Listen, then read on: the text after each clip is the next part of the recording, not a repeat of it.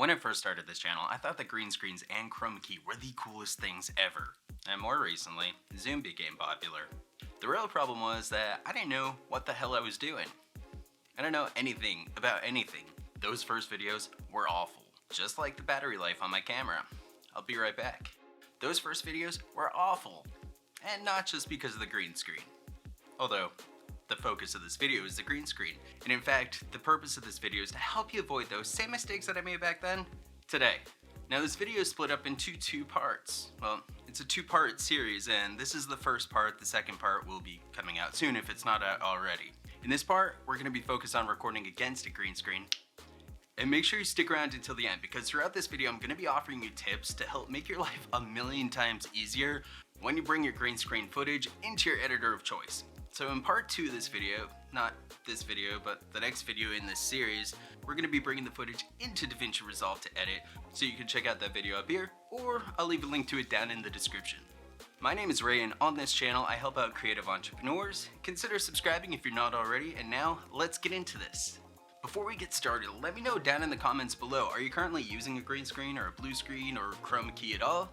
I wanna hear all about it. If you're not, is this something that you're interested in? And if none of those apply, why the hell are you watching my video? Just kidding. Keep watching, you'll find value in this. Chromakey and masking can technically work in any part of the HSV spectrum. And I mean hue, saturation, and value, not herpes simplex virus, which has absolutely nothing to do with this video. What you may have noticed is that blue and green are the most popular colors, and this is mostly because they don't interact with skin or natural tones, or clothing if you plan it right. Other colors may give you a harder time in trying to create a solid key. So as a general rule, and you should probably have already figured this out, you don't want to wear the same color that you're trying to key out, because it could go very badly. It looks kind of weird.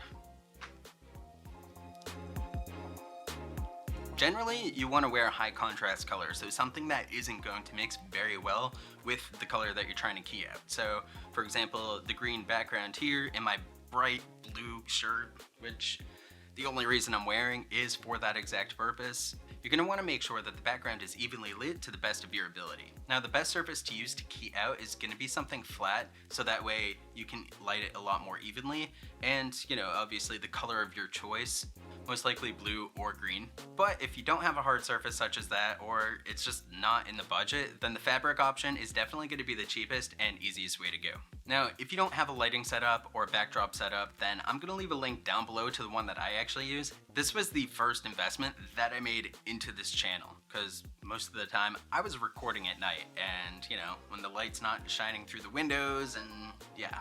Not only that, you can definitely find a lot of cheap backdrops on Amazon as well.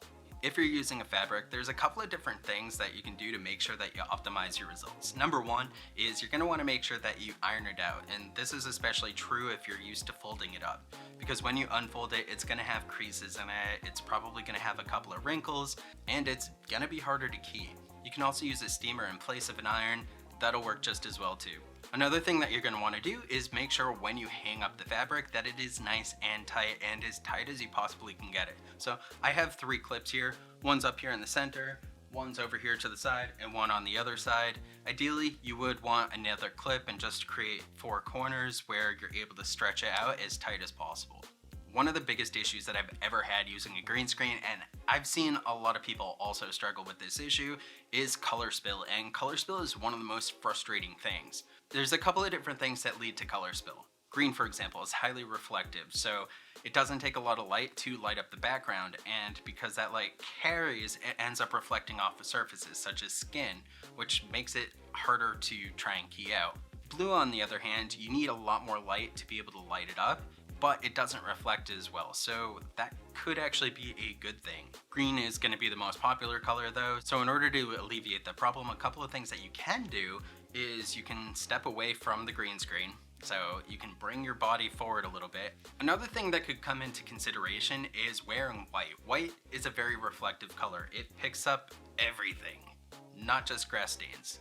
So the light is going to bounce off of the green and hit the white, and then it'll be reflected to the camera, and again, you're going to run into that color spill issue. And the next part, we'll deal more with color spill. Here's a pro tip for you, and it's something that I see a lot of people mess up on, especially when they're using green screens, because it's like, what the hell is going on? And that's lighting your subject inconsistent with the scene that you're trying to put them in. So for example, I have a light right here.